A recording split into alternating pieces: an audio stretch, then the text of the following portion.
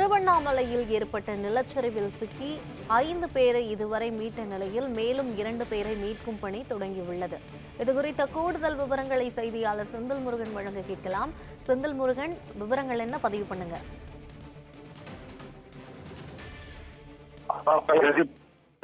நிலையில் அதுவே மிக பெரும் போராட்டத்திற்கு பிறகு 5 பேர் உடல்கள் ஒவ்வொன்றாக மீட்கப்பட்ட நிலையில் நேற்று இரவு 10 மணி வரை அந்த உடல்களானது மீட்கப்பட்டது.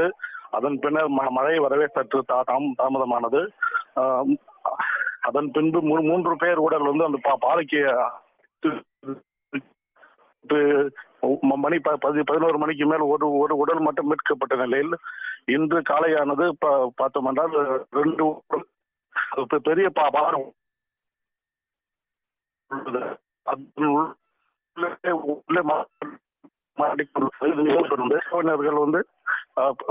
அந்த 2 உடல்களையும் விரைவாக எடுக்க வேண்டும் என சாலை மறியலும் ஈடுபட்டனர். அதன் பின்பு இன்று காலை அதாவது பணிகளானது தொடங்கி, அதாவது